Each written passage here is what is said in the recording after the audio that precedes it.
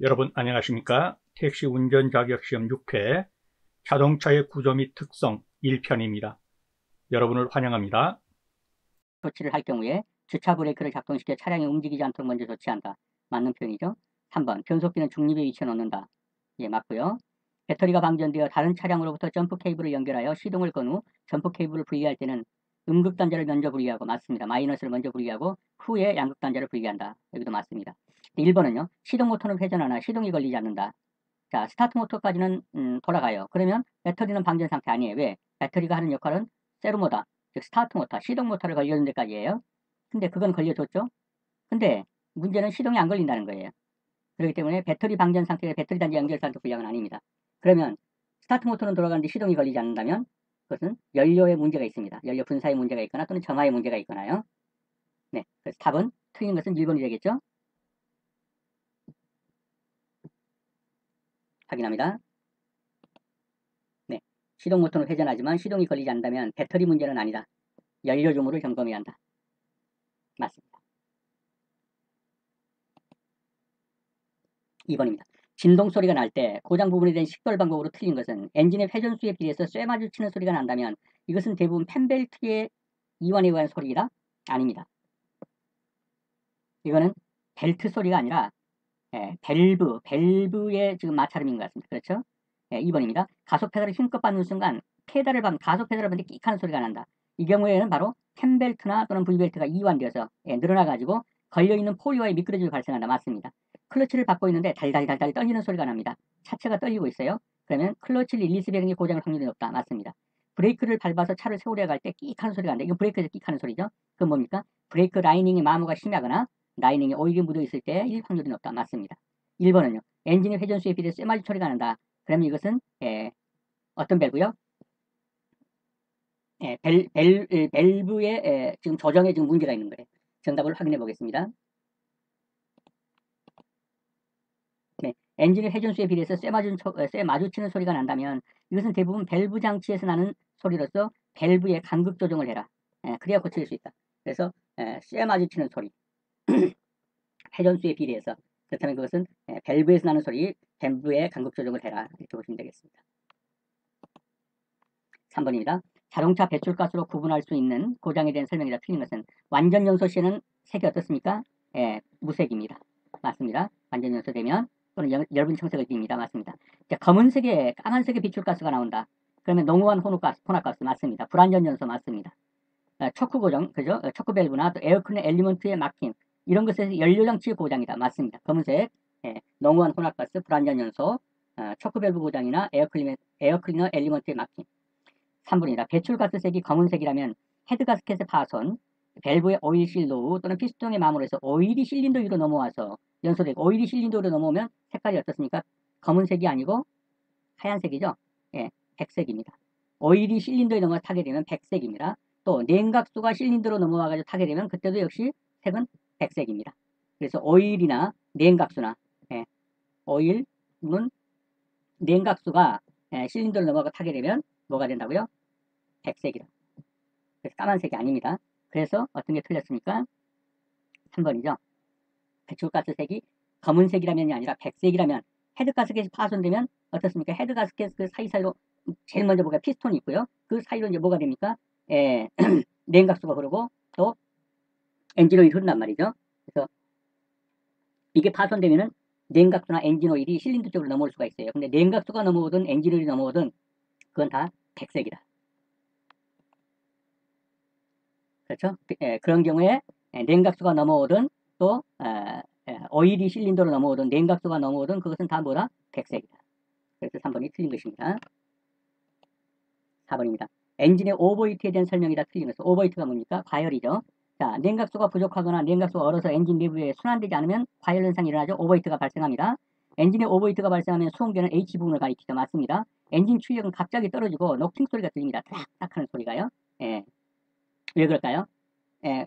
분사되어서 점화되기도 전에, 예를 들면 그 엔진 열에 의해서 뭐 일부가 부분적으로 폭발했다가 또 이제 점화되면 또 폭발하고 막 따닥따닥 소리가 난단 말이죠. 자, 3번. 운행 중이면 비상경고등 작동하고 차를 길 가장자리를 이동해서 안전하게 정차한 후 시동을 끄고 자동차 보닛을 열어 엔진을 냉각시킨다. 좋은 말은 다 들어있는데 뭐가 문제인지 잘 모르겠어요. 넘어가 보죠. 냉각수의 부족으로 엔진이 과열되었을 때 급하게 찬물을 공급하면 엔진에 균열이 발생할 수도 있다. 이것도 맞습니다. 그러면 냉각수 부족으로 엔진이 순환되지 않으면 오버히트 맞고요. H분들도 노킹 소리 듣고 맞고요. 4번도 맞고 그럼 3번이 틀렸다는 얘기인데 뭐가 잘못됐을까요? 운행 중이면 비상경고등을 작동하고 맞습니다. 차를 길 가장자리로 이동하여 여기까지 맞습니다. 안전하게 정차한 후 맞습니다. 시동 끄고 이건 틀렸죠. 시동 끄면 안 돼요. 자동차 보닛을 열어 엔진을 냉각시키는 여기는 맞습니다. 그럼 여기 틀린 거예요. 왜요? 시동 꺼버리게 되면 뭡니까? 이제 공회전도 안 되죠? 그러면 뭐예요? 냉각팬도 안 돌아가 버려요. 그러면 어떻습니까? 실린더 달라붙어 버려요. 고착돼 버린다고 그러죠.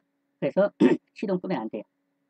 시동 건 채로 쉽게 말하면 뭐예요? 공회전 시키면서 보닛을 열어서 냉각시켜줘야 합니다. 보겠습니다.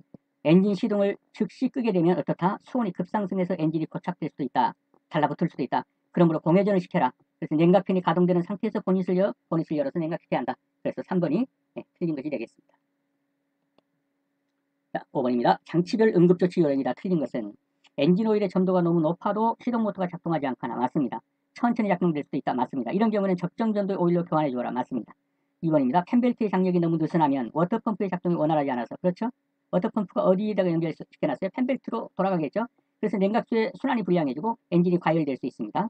이런 경우는 팬벨트의 장력을 조정해 줘야 합니다. 맞습니다. 3번입니다. 파워스프링 오일이 과하다 하면 핸들이 무거워질 수 있다?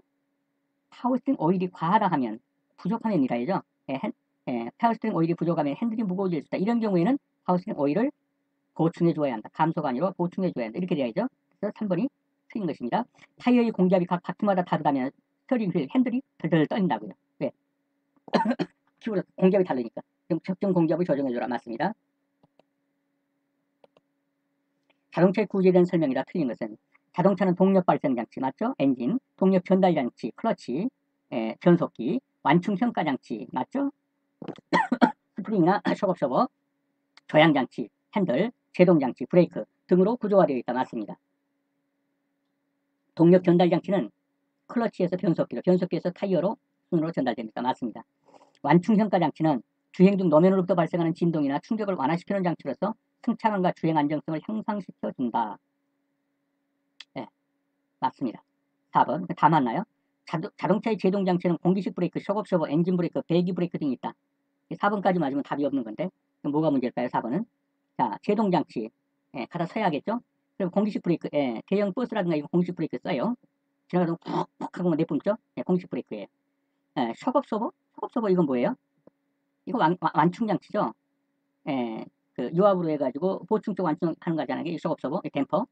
이건 여기 들어오면 안 되죠. 제동 장치에. 엔진 브레이크, 배기 브레이크 다 제동 장치죠. 쇼겁 서버는요 완충 장치예요. 그래서 4번이 틀린 것입니다. 쇼겁 서버는 평가 장치다, 완충 장치다. 넘어갑니다. 7번입니다. 자동차 클러치의 구비 조건이 아닌 것은 그렇죠. 냉각이 잘 되고 과열하지 않아야 합니다. 회전력 단속작용이 확실하며 단속작용 뗐다 붙였다죠. 그게 확실해야 돼요. 조작이 쉬워야 합니다. 회전 부분의 평행성이 좋아야 한다. 맞습니다. 이게 평행성이 안 맞으면 문제가 생기게 기억이 되는데 자 회전 관성이 커야 한다. 회전 관성이 적어야죠. 1단에서 2단 놓고 2단에서 3단 놓고 이러는데 또 뭡니까? 급하게 회전이 돌다가 단수 줄여요. 근데 관성이 크면 어떻게 돼요? 옛날에 하던 대로 가려고 한단 말이에요. 그러면 관성이 크면 결국은 어떻게 되겠어요? 변속 성능은 작아질 수밖에 없어요. 내가 원하는 대로 변속할 수 있는데 얘는 지가 이전에 가던 속도로 계속 가고자 하려고 해요. 이걸 단절을 못 시키면 클러치에 문제가 있는 거죠. 그래서 회전 관성이 커야 한다가 아니라 적어야 한다. 회전 관성은 적어야 한다. 그래야 맞는 거예요. 7번에 4번이 되겠습니다. 클러치는 회전 관성이 적어야 합니다. 회전 관성이 클수록 회전 운동의 변화가 일어나기 어렵습니다. 왜? 이전에 하던 대로 가려고 그러니까. 회전 관성이 클수록 그러므로 변속은 어렵게 됩니다. 그래서 회전 관성이 적어야 할 것이 클러치의 구비 조건입니다. 8번입니다. 여기 답이 나와버렸네요. 다음은 클러치의 기능에 대한 설명이다. 틀린 것은 엔진의 출력을 자동차 주행 속도에 알맞게 회전력과 속도로 바꾸어 구동 바퀴에 전달하는 역할을 한다. 클러치의 기능에 대한 설명이다. 틀린 것은 1번 조말만 써 있는데요. 2번 엔진의 동력을 변속해서 차단한다. 맞습니다. 클러치.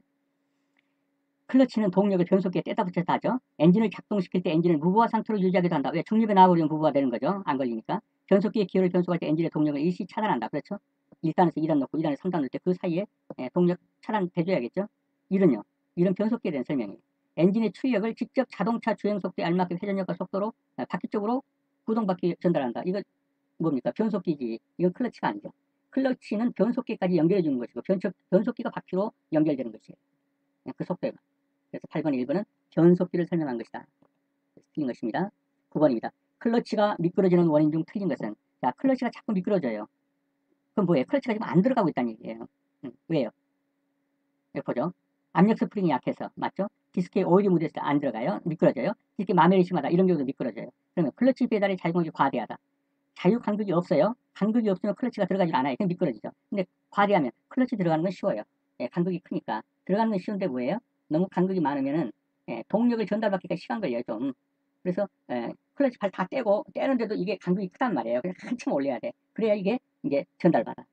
그런데 어떻든 클러치는 잘 들어가요. 그래서 클러치 페달의 자유 간격의 과대는 미끄러지는 원인은 아니에요. 그래서 9번이 미끄러지는 원인은 아니다. 9번에 1번이 정답이 되겠습니다. 클러치 페달이 자유간격이 없을 때 클러치가 미끄러진다. 이 표현을 알아두십시오. 변속기의 필요성과 거리가 먼 것은, 자, 엔진의 회전력을 증대시키기 위하여, 맞죠? 1단에서 2단, 2단에서 3단 회전력 증대죠. 자동차의 후진을 하기 위해서, 변속기에서 후진하죠. 그래서 후진을 위해서 필요합니다. 관성 운전을 가능하기 위하여, 관성 운전은 뭐예요? 지금 가던 대로 가려는 거예요. 그래서 변속기 빼버려도 내리막길에서 저 혼자 막 굴러갑니다. 이게 관성 운전이죠. 그렇게 할 필요도 없고요. 변속기가 그럴 필요성을 위해서 만들어진 것도 아니에요. 그래서 3번은 틀린 것이고, 엔진을 무부하 상태로 하기 위하여, 맞습니다. 엔진 시동 걸 때 무부하로 놔야 되잖아요. 그래서 변속기 필요하죠. 그러나 관성 운전을 가능하기 위해서 변속기가 필요하다. 이건 틀린 것입니다. 11번입니다. 자동차의 자동 변속기의 장단점에 대한 설명이다. 틀린 것은 자동 변속기입니다. 수동 변속기가 아니고, 이제 기어 변속이 자동으로 이루어져서 운전이 편리하죠. 그렇죠. 발진과 가감속이 원활해서 승차감이 좋고 구조도 간단하고 가격 또한 저렴하다. 좋은 말은 잔뜩 써있어서 잘 모르겠어요. 3번, 저장 미숙으로 인한 시동 꺼짐이 없다. 그렇죠. 자동 변속기 나오고 길 가다 시동 꺼진 사람 거의 없죠.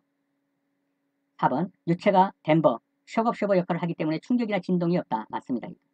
그러면 2번은 뭐가 틀렸을까요? 발진과 가감속이 원활한 승차감이 좋은 게, 이거 다 여기까지는 맞아요. 근데 구조도 간단하고 이거 틀렸어요. 구조 복잡합니다. 그 다음에 가격 또한 저렴하다. 틀렸어요. 수동에 비해서 더 비싸요. 그래서 자동 변속기 있는 게 좀 더 비싸죠. 수동보다. 구조도 복잡하고 가격도 조금 더 비쌉니다. 이게 단점이죠.